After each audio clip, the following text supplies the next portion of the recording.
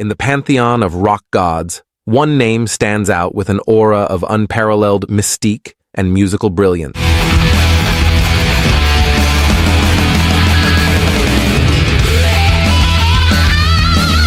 Jimmy Page.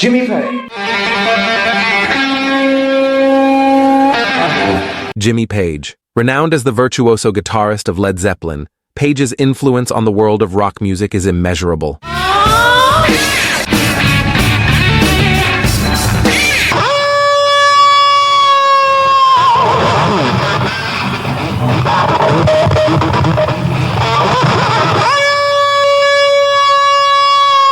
Ritchie Blackmore is undoubtedly one of the most influential and iconic guitarists in the history of rock music.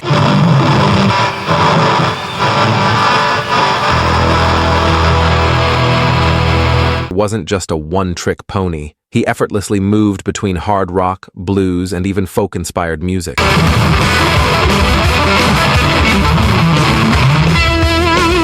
Whether he was rocking out with Deep Purple or exploring new sounds with Rainbow, he showed an impressive range.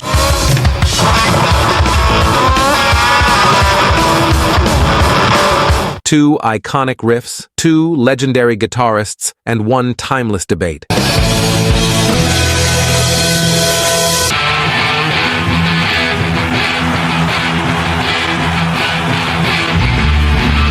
That's why it's still so popular, you know? Come on, man.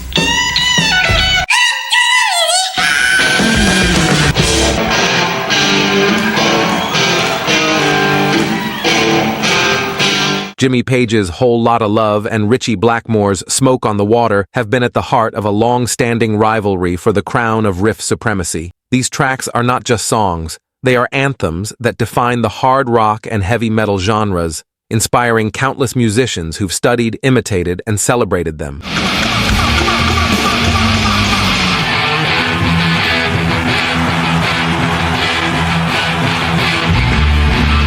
Jimmy Page's Whole Lotta Love, instantly recognizable. The moment the riff kicks in, you know you're in for something special.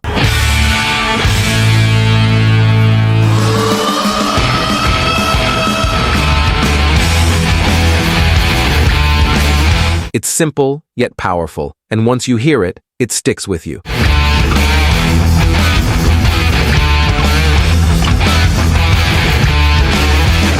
That's the mark of a truly iconic riff. It's catchy and memorable, no matter how many times you hear it.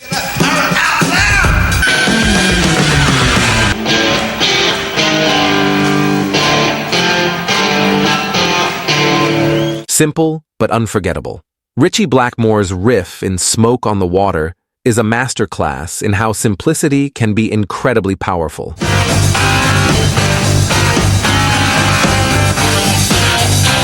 It's built on just a few notes, but those notes have a way of sticking with you. The moment you hear it, you know exactly what song it is, and that's the magic of it.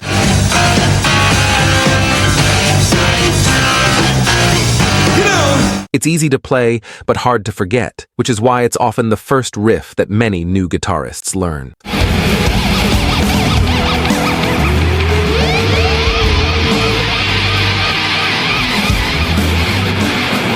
Page used a theremin, a touch-sensitive electronic instrument, to create the eerie, oscillating sounds. I used it on the middle part of Whole Lotta Love, where it's this big sort of avant-garde section.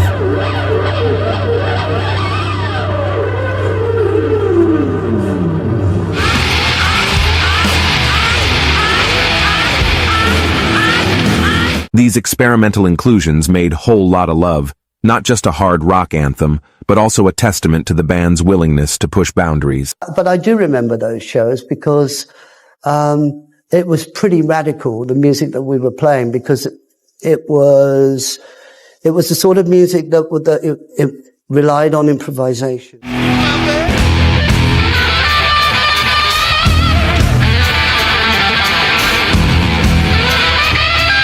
And Page has acknowledged how important the band's creative freedom was in their evolution.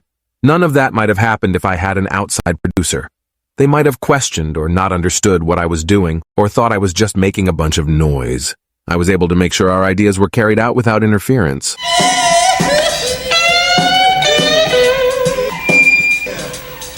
Come on now.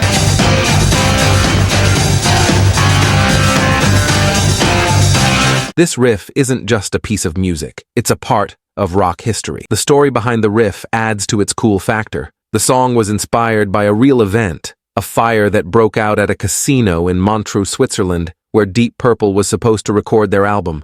The sight of smoke over Lake Geneva sparked the idea for the song, and Blackmore turned that vision into the unforgettable riff we know today. We all came out to Montreux, Geneva shoreline. Knowing the story gives the riff an added depth, making it even more legendary. To make records with a mobile, you know. The riff has become one of the most iconic in rock. Almost everyone recognizes it, whether they're a rock fan or not. Smoke on the water, a fire in the sky. It's become a symbol of rock and roll itself, making it much more than just a catchy tune.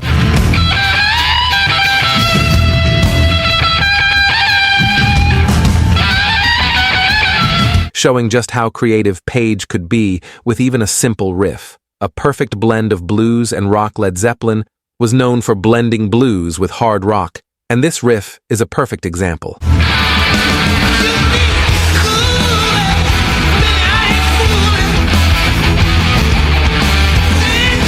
Inspired by blues legend Willie Dixon, Page took those blues roots and cranked them up to create something new and electrifying.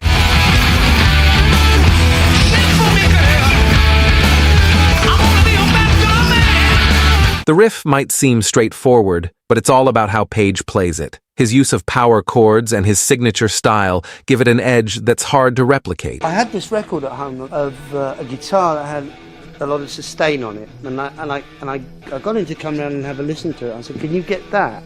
And he went away and came back with this phenomenal thing. A distortion pedal, which overloads the signal. Overdrive the sound and make it sound pretty rude.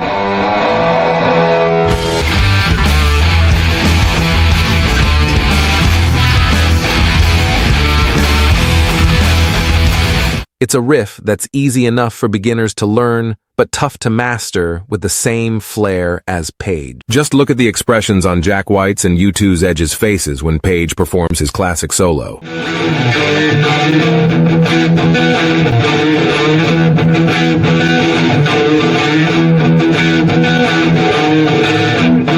Whole Lotta Love helped define the sound of rock in the 1970s. The riff became a blueprint for the heavy, riff-driven rock that followed. It's the kind of riff that both carries the song and gives it its character, a formula that countless bands would adopt in the years to come.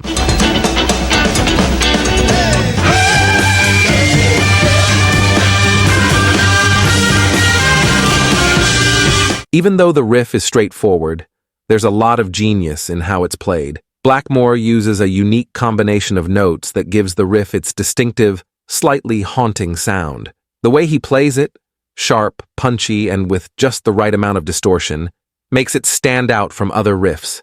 It's a perfect example of how sometimes less is more.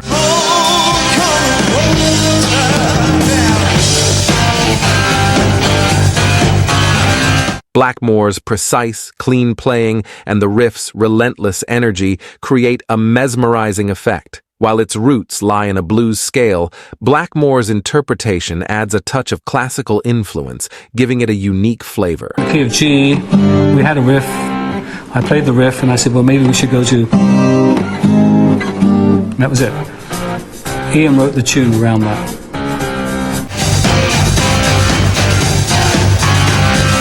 Again, it's back to fourths.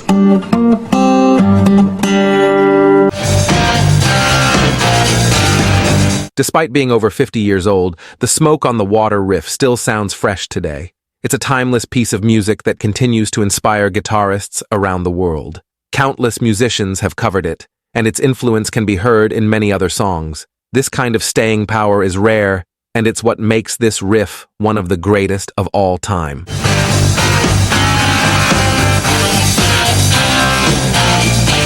Ritchie Blackmore didn't just play the guitar. He redefined how it could be played in rock music. His ability to blend classical and rock elements set him apart and inspired countless guitarists who followed.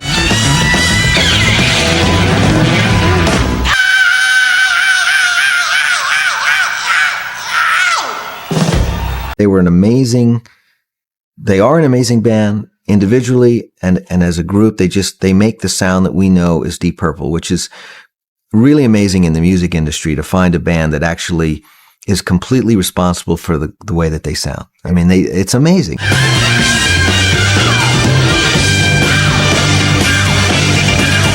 Ritchie Blackmore's Smoke on the Water riff is more than just a cool guitar lick. It's a piece of music history.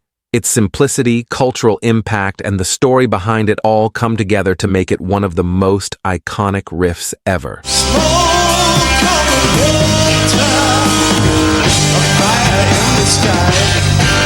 It's a riff that anyone can play, but that everyone will remember, and that's what makes it truly great.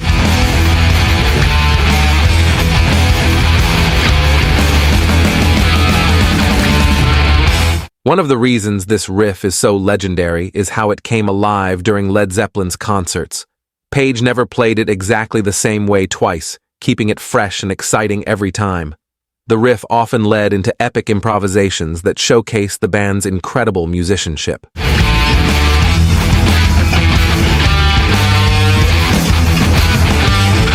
The whole Lotta Love riff isn't just famous, it's part of our culture. It's been featured in movies, TV shows, and commercials, making it a symbol of rock and roll itself. It's not just a riff, it's a cultural icon.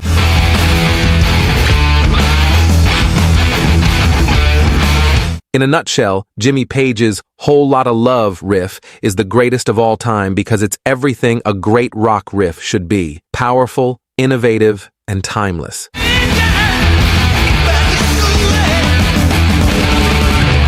It's a riff that changed music, and even after all these years, it still gets people fired up. That's why it's more than just a great riff, it's a piece of rock history.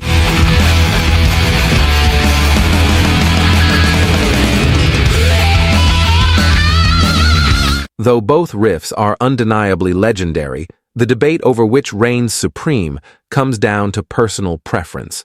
Some argue that Page's riff is more complex and dynamic,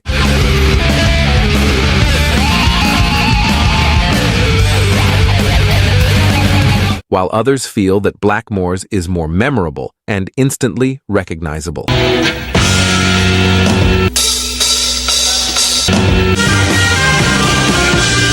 The real beauty here lies in the fact that each guitarist brought their own distinctive style and approach to the table.